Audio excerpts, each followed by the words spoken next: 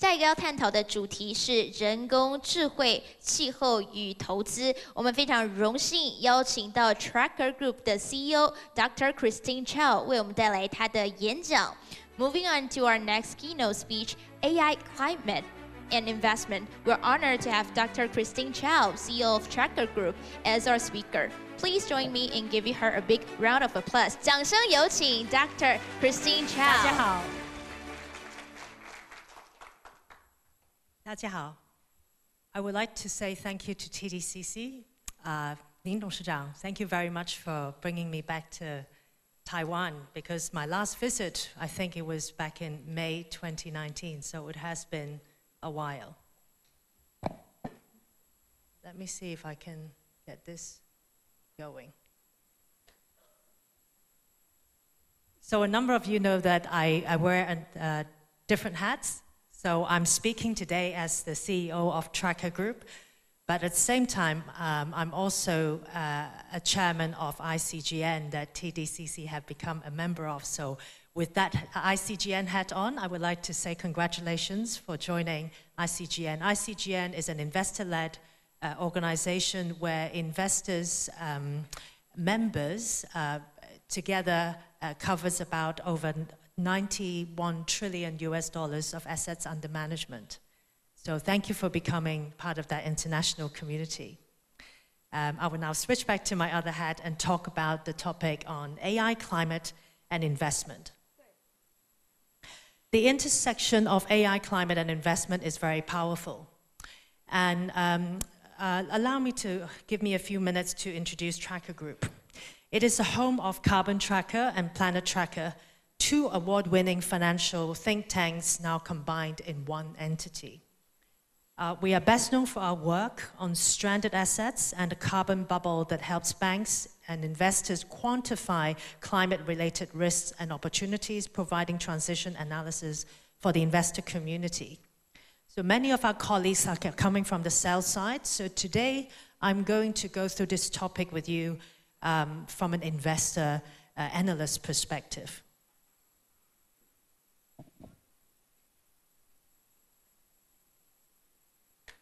How is AI being used by investors? I think in the earlier days, at least in Tracker Group, we began using AI to assess greenwashing risks back in 2018. And now with a centralized data and analytics team, we have recently published a report called Plastic Banks, where we sampled over 4,000 documents and transcripts of the top 30 European banks using our proprietary algorithm. Our algorithm chose content that is context-specific rather than a casual mention of relevant words. And we continue to refine and update our models. For example, we have analyzed the disclosure of water risks of textile companies using the same base engine. And to improve our analytics, our team is now working on an AI-driven data collection, predictive analytics, and pattern recognition capabilities. For our latest research, we concluded that European retail banks do not actually rate plastics as particularly important when making financing decisions. This is an important finding because the European Union Biodiversity Strategy has outlined a comprehensive plan to safeguard nature and reverse ecosystem degradation by 2030. So it is important that banks integrate these expectations to support the national and regional goals. And our research is now being used by investors to engage with banks on these particular issues. And using natural language processing, it's only the beginning of how AI has been used in finance and connecting climate action and investment. This is a busy slide, but it is a snapshot of the range of AI-related corporate engagement topics I've been covering with companies over the last couple of years. The issues are very wide-ranging, from grid optimization to image recognition and using synthetic data that improves the precision of satellite imagery. I'll spend the next few minutes highlighting some use cases with insights into the challenges we need to overcome. Now let's look at AI's role in energy transition. One of our 4 research impact themes sits at the core of our work is our work on fossil fuels and energy services and infrastructure. According to BNEF of Bloomberg, investment in low-carbon energy transition worldwide grew 11% to hit a record of $2.1 trillion in 2024. Bloomberg estimated that 1% gain in energy efficiency could unlock $1.3 trillion in value by 2050. AI-driven solutions are already helping us realize these gains. For example, in the UK, Octopus Energy's Intelligent Octopus, probably the world's first AI-driven virtual power plant made up of domestic devices from EVs to batteries and smart thermostats, is capable of balancing grids across markets, dynamically manages energy flow between customers and the grid, optimizing for the lowest costs and emissions. The current cross-market smart systems cover the UK, Germany, US, and New Zealand. And this is how it works. Users set their desired charging times and required energy levels via an app. The proprietary platform called Kraken analyzes real-time data, including energy prices and grid demand, to schedule charging during optimal times. Then the system automatically executes charging where energy is abundant and less expensive to prepare for when energy is needed at a more expensive period. By using smart thermostat, customers can save up to 30% home energy costs. By using smart EV tariff, customers save £600 a year compared to a standard variable tariff and save over £1,600 compared to petrol vehicles. This innovation demonstrates how AI enhances grid stability and integrates renewables in the energy demand infrastructure. Similarly, AI-powered grid management is optimizing energy dispatch in other markets like India. Companies such as Renew Power uses machine learning to enhance the efficiency of solar and wind farms. In 2024, the company reported that utilizing AI has increased electricity generation by 1.5% in existing installations. AI enables better demand forecasting, grid flexibility, and predictive maintenance. They are critical factors in de-risking renewable energy investments and boosting long-term financial returns. However, grid optimization is not perfect. There are challenges that require our attention. First is cybersecurity, a topic that we often engage on from a governance perspective as well. The integration of digital communication exposes smart grids to cyber threats, such as unauthorized access and data breaches. This may lead to severe consequences that impact economic activities and people's livelihoods, like power outages and infrastructure failures. Second, interoperability. Smart grids use different components from various manufacturers, posing compatibility challenges.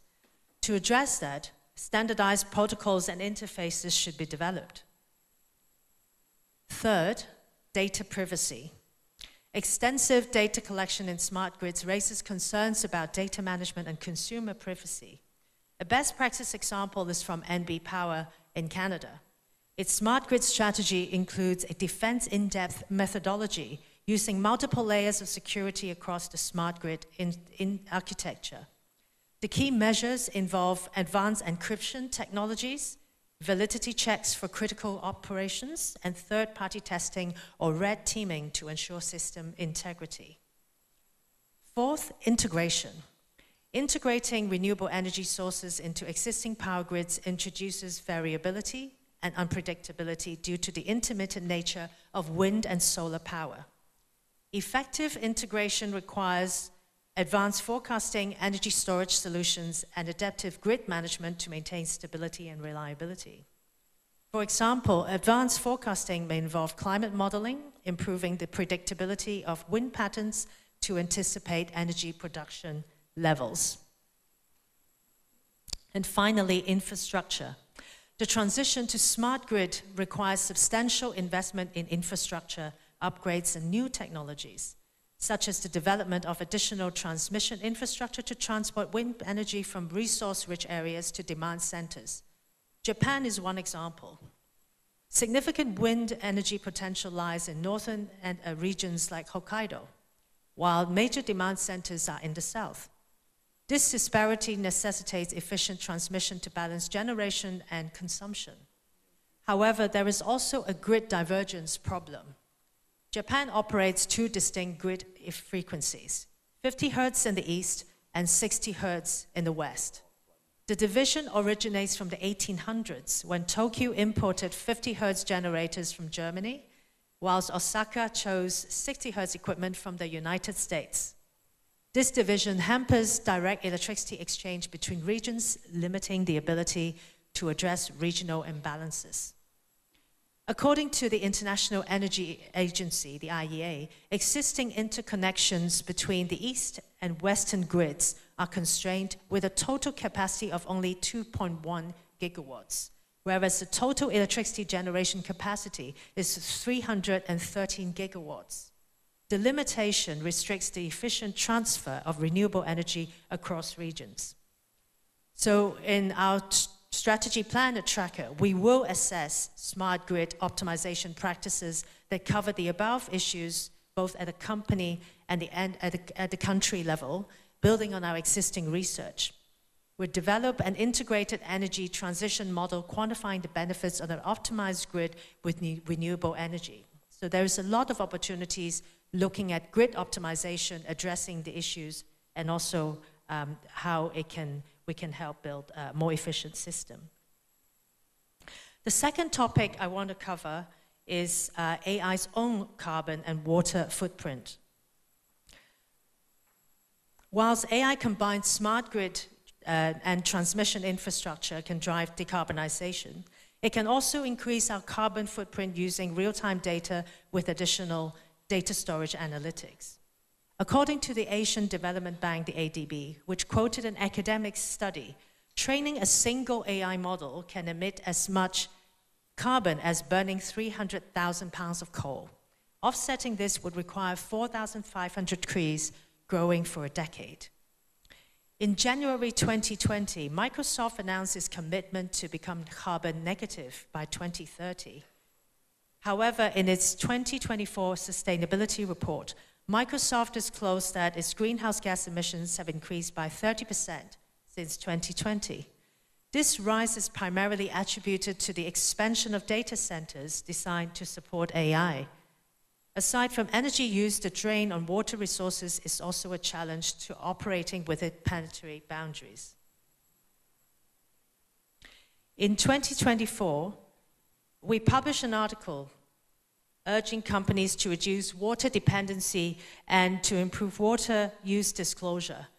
We mapped the location of 2,500 data centers in the US with water stress information.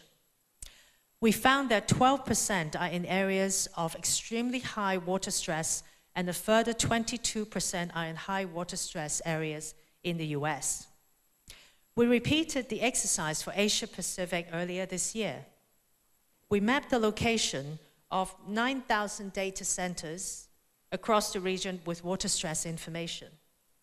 We found that the situation is more concerning in Asia than in the US, because 41% of data centers are in areas of extreme high water stress, and a further 22% is in high water stress areas. How can we address these issues and turn them into opportunities? Investments in liquid cooling for data centers is one way, as demonstrated by Siemens and other leading players in this space. Its innovative controllers used in data centers in Utah, Nevada, and Colorado can control both air and water cooling, achieve zero downtime for water cooling. It has developed the AI-driven demand flow chilled water optimization strategy. The approach enhances the performance and efficiency of existing chilled water systems, increasing cooling capacity without requiring new equipment. A large financial data center implemented this strategy and achieved 39% reduction in energy consumption, about 2.6 million kilowatts were saved. In Taiwan, Vantage Data Center, working with Taipower, opened its first energy and water-saving data facility, TPE-11, last July. Unicrown, another Taiwan company, has developed dedicated water pumps for liquid cooling data centers and AI servers. Its clients include TSMC and ASE Group. This brings me to a key point that there are fantastic, great companies in Taiwan. Global investors can capture climate investment opportunities by assessing game changers in the AI value chain. In fact, corporates investing in energy and water optimization strategies and products are a very good lead indicator of a profitable and sustainable business model. Beyond energy transition, AI is also transforming the integrity and scalability of biodiversity carbon markets. A prime example is the gold standard certified AI-driven rice farming initiative. Traditional carbon measurement methods have long hindered smallholder farmer participation in carbon markets due to high costs and inefficiencies. By integrating remote sensors, biogeometric modeling, and AI-powered MRV, monitoring, reporting, and verification, this approach improves accuracy at scale. On the ground, farmers adopt sustainable practices. The alternate wetting and drying, alternative periods of flooding and drying soil management technique can now receive real-time carbon credits, or if certain conditions are met, they are eligible for biodiversity payments that reward carbon sequestration and habitat preservation, improving their livelihoods and environmental outcomes simultaneously. AI is also enhancing traceability in agricultural supply chains, ensuring emissions reductions are verifiable and creating opportunities for investors in sustainable commodities. Some venture funds focus on agritech. For example, Acre Venture Capitals from California closed a $140 million fund in 2024 investing in agri-food startups. Their focus includes climate-smart agricultural practices such as the one described above.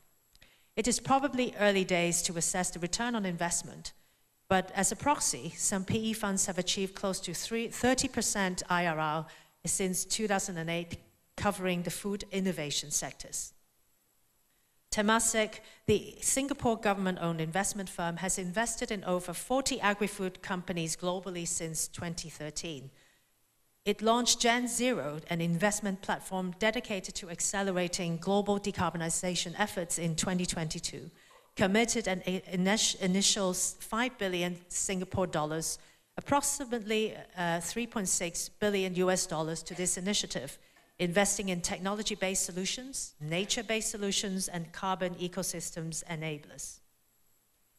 Finally, we must emphasize the potential of nature-based solutions. My colleagues have long advocated that we need to both invest in both AI and NI, nature intelligence, even putting together a comparison table.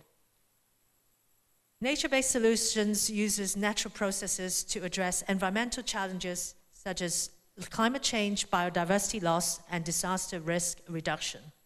In the UK, insurance companies are recognizing the potential of NBS in mitigating risks associated with climate change. Aviva, a leading insurer, has committed over £18 million towards NBS projects nationwide. These initiatives include the restoration of native forests, salt marshes, and peatlands, aiming to capture carbon, enhance flood resilience, and restore nature habitats. In fact, I was at the launch of an insurance initiative about a month ago, bringing together participants who can invest in technology and nature-based solutions to ensure better land and water management practices. Extreme weather events around the world are getting more severe, endangering the business model of insurance and reinsurance companies. In 2024, let me just take a look at that. Yes, in 2024, cat bond issuance stood at 16.6 billion US dollars, up 11% from 2023. This asset class has generated 17.7% return in 2024 and 19% in 2023. Increased demand for risk transfer solutions have led to higher spreads on cat bonds. These elevated spreads attracted investors seeking higher yields and boosting returns. Reinsurance companies have pulled out of certain markets and regions, knowing that not all states and their taxpayers can foot the bill. In the long term, not managing the acute and chronic risks faced by insurance companies will cause systemic panic. As noted by the Norwegian Sovereign Fund, the present value of average expected losses from physical climate risks on its US equity investment is 19% when using a proprietary top-down climate science macro approach, compared to just 2% using a climate via bottom-up approach. So there is something that we need to explore in terms of the accuracy and also the actual physical impact of climate change if we want to look at the return of our portfolios. NBIM also explored water critical assets for technology companies. These articles, the articles that we publish on water stress and data centers location certainly is very much aligned in direction of travel and our thinking. At Tracker, we are stepping up our efforts in addressing the physical impact of climate change. This is a busy slide, but what we're trying to do is to connect the work that we're doing at a corporate disclosure level and how we assess companies and their alignment with net zero and nature positive economy to all the different financing initiatives and how insurance is going to change the way risks and opportunities are being priced. So I think that for more detail, we probably have to go into another detailed session. But I think I am out of time. I don't want to take up too much of your coffee time. To conclude, I want to say that the risks and opportunities presented by AI is a game changer in climate investment landscape, and the real power really lies in responsible and data-driven decisions. There are huge opportunities for investment in an energy transition and creating a nature-based, a nature-positive economy.